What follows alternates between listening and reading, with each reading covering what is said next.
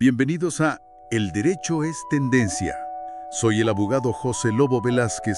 Hoy tenemos entre manos una decisión bastante significativa.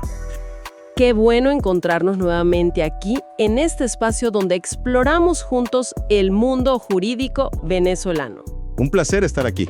La idea, como siempre, es hacerlo de una manera clara, pedagógica, para que tanto colegas abogados como, cualquier persona interesada en entender mejor nuestras leyes pueda seguirnos sin problema. Exacto. Hoy tenemos un tema fundamental, diría yo. Una decisión de la Sala Constitucional que, cambió las reglas del juego en materia de divorcio en Venezuela. Sí, una sentencia muy comentada, muy importante. Vamos a meternos de lleno en esa sentencia del 2 de junio de 2015. Una decisión que tomó el famoso artículo 185 del Código Civil. El de las causales. Exacto, ese que lista las causas para divorciarse y lo reinterpretó completamente. Todo a la luz de la Constitución de 1999. Es que era necesario, ¿no?, ponerlo al día con la Constitución. Totalmente. Es fascinante ver cómo el máximo intérprete de la Constitución abordó un tema tan sensible, tan personal como el fin del matrimonio, y lo conectó con derechos fundamentales. Efectivamente. Hablamos, como dijiste, de una sentencia de la Sala Constitucional del Tribunal Supremo de Justicia. La ponencia fue de la magistrada Carmen Zuleta de Merchán. Ajá. Y todo esto surgió, fíjate, de una solicitud de revisión constitucional. Un ciudadano pidió a la Sala Constitucional revisar una decisión que venía de la Sala de Casación Social. O sea, una instancia previa. Claro. Y esa decisión de casación social, a su vez, había confirmado un fallo de un Tribunal Superior de Protección. Una cadena, como dices. Entiendo la cadena de decisiones. ¿Y cuál era el meollo, el fondo del asunto en ese caso original? ¿Qué se discutía? Bueno, el Tribunal Superior, el de Protección, le había concedido el divorcio a la esposa. Se basó en la causal de abandono voluntario. Una de las clásicas del 185. Exacto, la del ordinal segundo. Y al mismo tiempo, ese tribunal negó la reconvención. La reconvención, expliquemos eso brevemente. Es básicamente la contrademanda. La demanda que interpone el demandado original contra quien lo demandó primero. En este caso, la que había presentado el esposo contra ella. Entendido. Entonces, el esposo no queda conforme, claro, y lleva el caso hasta la Sala Constitucional. ¿Qué era lo que él alegaba concretamente? ¿Por qué decía que había que revisar? Argumentaba violaciones a sus derechos constitucionales, principalmente el derecho a la defensa y al debido proceso. El artículo 49 de la Constitución. Fundamental. Ese mismo. Él sostenía que la Sala de Casación Social, al validar la sentencia del Tribunal Superior, se había equivocado. Decía que esa sentencia del Superior tenía vicios graves. Vicios. ¿Vicios como cuáles? Esto a veces suena muy técnico, pero es clave para entender por qué el caso escaló tanto, ¿no? Sí, claro. Él mencionaba varios vicios procesales. Por ejemplo, falta de síntesis. Falta de síntesis. Sí, es un requisito formal que exige el Código de Procedimiento Civil para las sentencias, una especie de resumen al inicio. También alegaba incongruencia negativa. Eso suena complicado. ¿Qué es? Significa básicamente que el juez no se pronunció sobre todos los puntos que se debatieron en el juicio, que dejó algo por fuera, digamos. Ya. Y quizás el punto más polémico que él traía era la incongruencia positiva. ¿Positiva? ¿Por qué positiva? Porque según él, el juez había aplicado una doctrina, una teoría llamada divorcio-solución, como si fuera una causal nueva, una que no estaba en la ley. Y él insistía, claro, en que no había cometido abandono voluntario, que era la causal legal. ¿Comprendido? O sea, alegatos muy centrados en la forma, en el procedimiento. ¿Y cómo respondió la Sala de Casación Social a estos puntos? Según lo que luego recoge la Sala Constitucional, claro. Bueno, Casación Social desestimó esos argumentos uno por uno. Sobre la falta de síntesis, dijo algo interesante. ¿Qué dijo? Dijo que, lo importante es que la sentencia se entienda, ¿sí? Que la motivación y la decisión final sean claras. Aplicó un principio que llamamos de finalidad útil. Finalidad útil. Significa que si el objetivo de la sentencia se cumple, que es resolver el caso y explicar por qué, un defecto formal menor, como no tener ese resumen inicial perfecto, pues no la invalida. Se trata de evitar formalismos exagerados, como pide la propia Constitución en el 257. Tiene sentido. Buscar la justicia material por encima de la forma. Muy bien. ¿Y sobre la supuesta incongruencia negativa? Eso de que el juez no había respondido a todo. Ahí Casación Social consideró que el juez superior sí había analizado y decidido sobre el punto central del debate, si hubo o no abandono voluntario.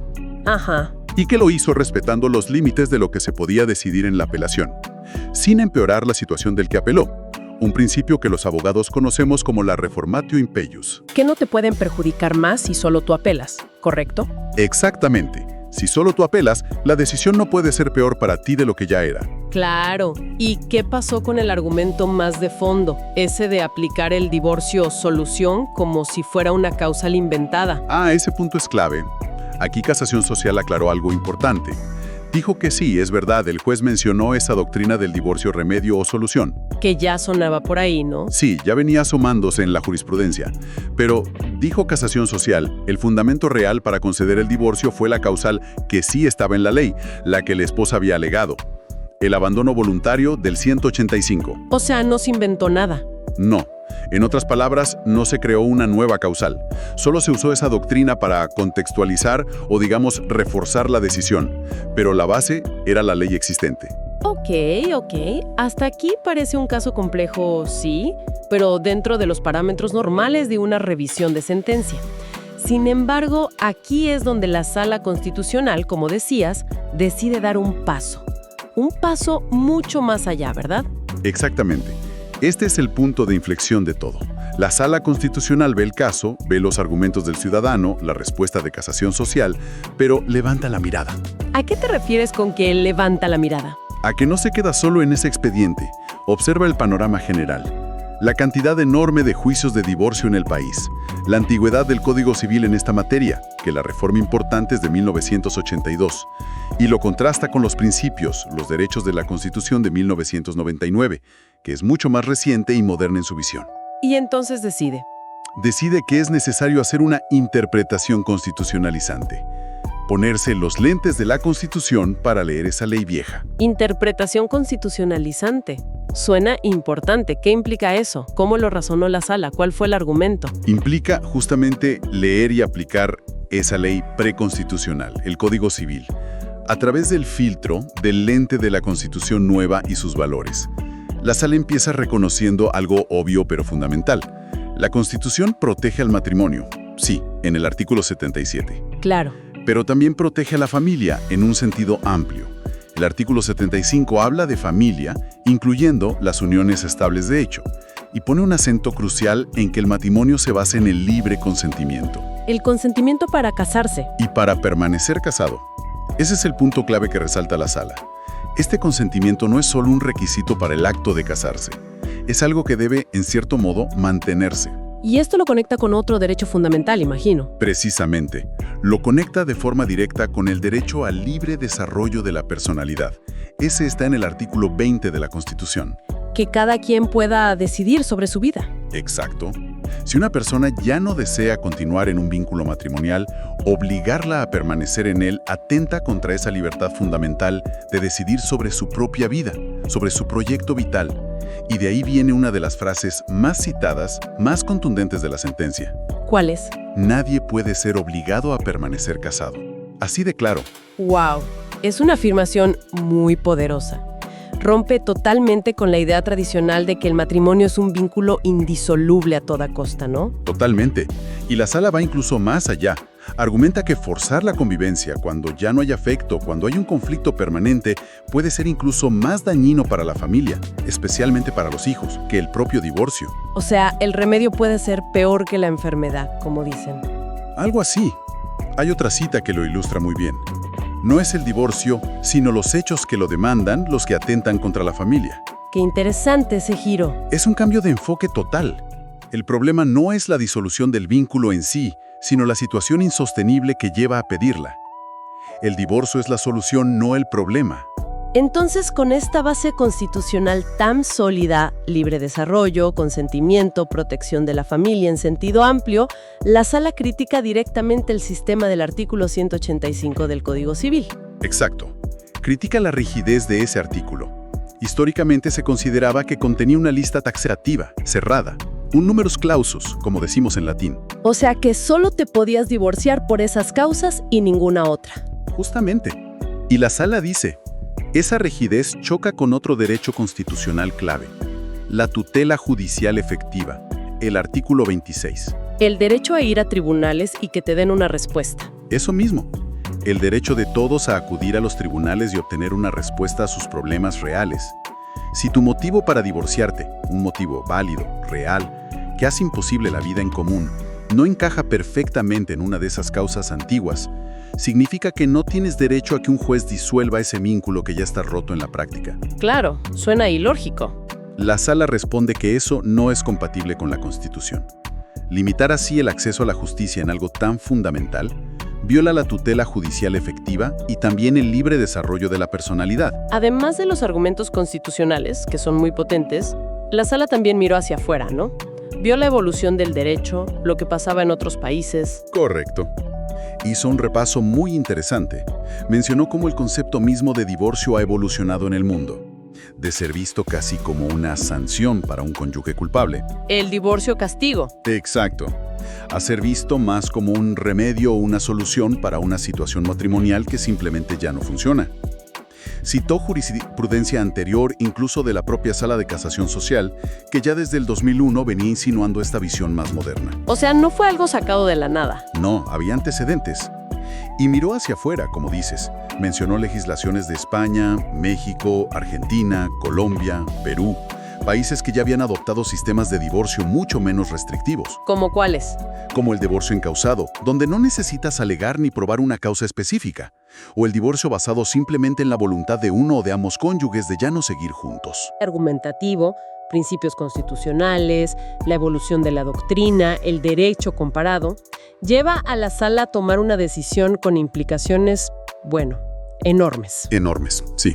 Y muy importante, con carácter vinculante. Esto hay que recalcarlo. ¿Qué significa vinculante exactamente en este contexto? Significa que lo que dijo la sala en esta sentencia no es solo para resolver ese caso particular. Es una orden, una directriz obligatoria para todos los jueces y tribunales del país. Y aplica a todas las personas, a todos los ciudadanos. Ajá. ¿Y qué fue lo que dijo en esencia, con ese carácter vinculante?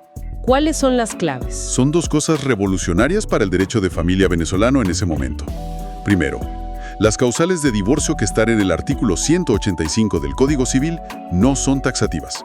Se acabó la idea de que esa lista era cerrada. ¡Wow! Eso es un cambio mayor. ¿Y la segunda? La segunda es la consecuencia lógica de la primera.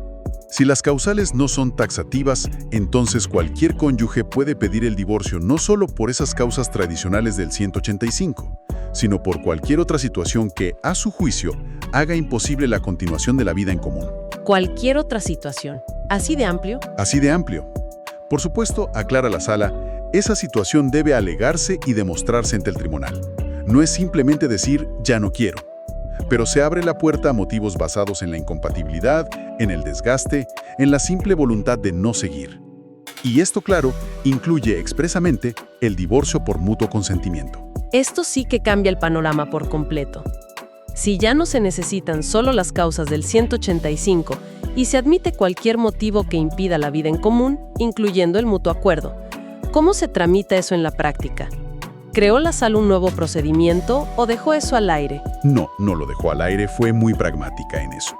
Reconoció que ya existían algunas vías para el mutuo acuerdo, por ejemplo, bajo la Ley Orgánica de la Jurisdicción Especial de la Justicia de Paz Comunal, pero eso aplicaba si no había hijos menores o bienes. Claro, casos más sencillos. Exacto. Pero la sala fue más allá y estableció un procedimiento claro para los casos más comunes y, digamos, delicados. Las parejas que tienen hijos menores de edad y quieren divorciarse de mutuo acuerdo. Eso es importantísimo. ¿Y cómo funciona ese procedimiento? Para que la gente lo sepa. Es relativamente sencillo. Deben acudir a ambos cónyuges juntos al Tribunal de Protección de Niños, Niñas y Adolescentes. Ese es el tribunal competente según la LOPNA. Ajá. Presentan una solicitud conjunta de divorcio, y esto es crucial. Deben adjuntar un acuerdo previo que regule todo lo relativo a los hijos. Todo. ¿Cómo qué? Todo lo fundamental. La responsabilidad de crianza, quién tendrá la custodia, cómo será el régimen de convivencia familiar. O sea, las visitas del padre o madre que no viva con ellos. Y por supuesto, la obligación de manutención, la pensión alimentaria. Entiendo. Un paquete completo de acuerdos sobre los hijos. ¿Y luego? Luego, el juez o jueza de protección revisa ese acuerdo. Su labor principal es verificar que ese pacto proteja adecuadamente los derechos e intereses de los niños o adolescentes involucrados. Vela por el interés superior del niño. Suena lógico. Si el juez considera que el acuerdo es conveniente para ellos, lo homologa. ¿Homologa? Sí, homologar es como darle un sello de aprobación oficial. Le da validez legal plena a ese acuerdo privado. Una vez que el acuerdo está homologado, entonces el juez puede decretar el divorcio. ¿Y el trámite es muy largo? Generalmente no. Este trámite se hace por un procedimiento especial que se llama de jurisdicción voluntaria, que está en la LOBNA. Usualmente es más rápido y mucho menos conflictivo que un juicio donde las partes están peleando. Es una solución que busca facilitar las cosas a los adultos que ya están de acuerdo, pero poniendo siempre por delante el bienestar de los hijos. Eso me parece muy positivo. Ahora, una pregunta que me quedó picando. Volviendo al caso que inició todo esto. ¿Qué pasó al final con la solicitud de revisión del ciudadano que llegó hasta la Sala Constitucional? Ah, sí. Aquí viene la parte que, bueno, puede parecer un poco irónica o hasta contradictoria a primera vista. ¿Por qué? Porque a pesar de toda esta interpretación tan amplia, tan transformadora que hizo la Sala sobre el divorcio, al final declaró no al lugar la solicitud de revisión específica de ese ciudadano. ¿Pero cómo? Después de sentar una doctrina tan importante de cambiar la visión del divorcio, ¿no le dieron la razón en su caso particular? ¿Por qué? No entiendo. La explicación es un poco técnica, pero es importante para entender cómo funciona el mecanismo de la revisión constitucional. La Sala Constitucional no actúa como una tercera instancia para volver a juzgar los hechos o para decir si la ley ordinaria se aplicó bien o mal en el detalle. ¿Cuál es su función entonces? Su función es verificar si la sentencia que se le pide revisar cometió errores constitucionales muy graves, violaciones directas de derechos fundamentales o interpretaciones totalmente erradas de la Constitución. Errores groseros, digamos. Ya veo. En este caso, la Sala consideró que la decisión específica de la Sala de Casación Social, aunque quizás pudiera ser discutible en algún punto, se había basado formalmente en una causal legal que sí existía, el abandono voluntario. No encontró ese error grosero, esa violación constitucional flagrante, que justificara anular la sentencia de casación social. Entiendo. O sea, la Sala aprovechó el caso, que le llegó por esos motivos procesales, como una oportunidad para aclarar y actualizar la interpretación del divorcio para todos, sentando una doctrina vinculante hacia el futuro. Exacto. Pero consideró que la decisión particular contra la que se recurría técnicamente no cruzaba la línea roja de lo inconstitucional. Precisamente. Es un ejemplo perfecto de cómo a veces un caso individual, aunque no prospere para el solicitante, sirve de vehículo para generar un cambio legal mucho más amplio que beneficia a toda la sociedad. Tiene sentido. Y la propia Sala Constitucional no dejó de señalar la paradoja, ¿no? Dijo algo así como, fíjense, en el fondo, tanto el esposo que interpuso la reconvención como la esposa con su demanda original querían lo mismo, divorciarse. Claro, ambos buscaban la disolución del vínculo. Exacto. Pero el proceso legal, con sus rigideces previas, se había convertido en un campo de batalla, en una pelea por probar culpas en lugar de ser una vía para solucionar el conflicto real de forma pacífica. Muy interesante esa reflexión. Hablemos entonces del impacto general de esta sentencia.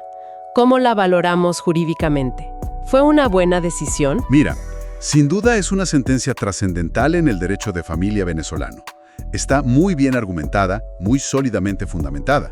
Conecta principios constitucionales clave: libre desarrollo de la personalidad, tutela judicial efectiva, protección a la familia, libre consentimiento, con la realidad social del divorcio. Y no se quedó solo en la Constitución, ¿cierto? No, para nada. Además, dialoga con la historia jurídica venezolana, con la jurisprudencia anterior y con tendencias internacionales, lo cual le da mucha solidez. En esencia, lo que hizo fue adaptar una institución regulada en una ley vieja a los valores y derechos de una constitución moderna. Puso al día el divorcio. ¿Y su impacto práctico? ¿Qué cambió realmente para la gente, para los abogados, para los tribunales en el día a día? Cambió muchísimo. Simplificó y, yo diría, humanizó el acceso al divorcio. Abrió puertas que estaban cerradas o eran muy difíciles de abrir. ¿Por ejemplo? Bueno, la vía del mutuo acuerdo, especialmente cuando hay hijos, quedó claramente establecida y con un procedimiento definido, siempre, eso sí, protegiendo a los menores. Esto ha significado, en la práctica, menos conflictos familiares desgastantes. Menos peleas en tribunales. Exacto. Menos desgaste emocional y económico para las familias. Y también menos carga para los tribunales con juicios contenciosos larguísimos, basados en probar culpas, lo cual a veces era muy difícil y hasta humillante para las personas. ¿Permitió que la gente pueda rehacer sus vidas de una manera más digna, quizá? Yo creo que sí. Cuando un proyecto matrimonial llega a su fin, esta sentencia facilita una salida menos traumática. Además, es relevante que la Sala exhortó a la Asamblea Nacional ¿A qué le exhortó? a reformar el Código Civil o a crear una ley especial de divorcio que recogiera formalmente estos criterios jurisprudenciales. Es un llamado a que el legislador actualice la letra de la ley para que refleje esta interpretación constitucional que hizo el tribunal, poner la ley escrita a tono con la jurisprudencia. Muy bien, ha sido un análisis de verdad muy completo y esclarecedor. Para ir cerrando, vamos a resumir las ideas clave, lo fundamental que nos deja esta importante decisión. Claro que sí. Primero, y quizás lo más impactante, las causas para divorciarse que están listadas en el artículo 185 del Código Civil ya no son las únicas posibles. Ya no es una lista cerrada. Se abrió el abanico. Se abrió. Cualquier motivo serio que impida la vida en común y que se pueda demostrar ante un tribunal puede servir de base para solicitar el divorcio. Segundo punto clave. Segundo, se reconoce plenamente el divorcio por mutuo acuerdo como una vía válida y expedita, incluso si hay hijos menores de edad. La condición es que se presente un acuerdo que regule todo lo referente a ellos y que ese acuerdo sea aprobado, homologado, por un juez de protección. Y tercero, para que no haya dudas. Tercero, aunque el caso particular que originó todo esto no prosperó en la revisión final por esas razones técnicas que explicamos, la interpretación constitucional que hizo la Sala sobre el divorcio tiene carácter vinculante. Es decir, es obligatoria para todos los jueces y aplicable a todas las personas en Venezuela desde el momento en que se dictó la sentencia. Cambió la regla para todos. Perfecto. Esta sentencia es, sin duda, un claro ejemplo de cómo el derecho debe estar vivo, debe adaptarse a los cambios sociales y, sobre todo, responder a los principios y valores de nuestra Constitución. Nos deja pensando, ¿no?, en la necesidad de revisar constantemente nuestras leyes, especialmente en áreas tan humanas, tan sensibles como el derecho de familia. Sin duda. Y bueno, queda una pregunta abierta para la reflexión de nuestra audiencia, de quienes nos escuchan. ¿Qué otras figuras o instituciones legales en Venezuela creen que necesitarían una revisión similar? Una interpretación constitucionalizante como la que vimos hoy con el divorcio. Sería interesante escuchar sus opiniones. Una excelente pregunta para reflexionar. Muchísimas gracias por habernos acompañado hoy en El Derecho es Tendencia. Este análisis detallado, como siempre, es una cortesía de Abogados Velázquez y Asociados. Gracias a ti por la invitación. Nos encantaría conocer sus opiniones, sus reflexiones sobre este tema tan interesante. Pueden dejarnos sus comentarios en nuestras redes sociales. No olviden comentar. Sus interacciones nos ayudan muchísimo a llegar a más personas interesadas en el derecho venezolano. Así es, sus comentarios son valiosos. Los esperamos en nuestro próximo encuentro, donde seguiremos explorando juntos las tendencias que marcan el rumbo del derecho en nuestro país. ¡Hasta la próxima! Hasta pronto. Si te gustó nuestro contenido y deseas ver más, déjanos un comentario positivo, haz clic en me gusta, compártelo y suscríbete a todas nuestras redes. Si deseas una asesoría personal más completa, no dudes y escríbenos ahora al privado.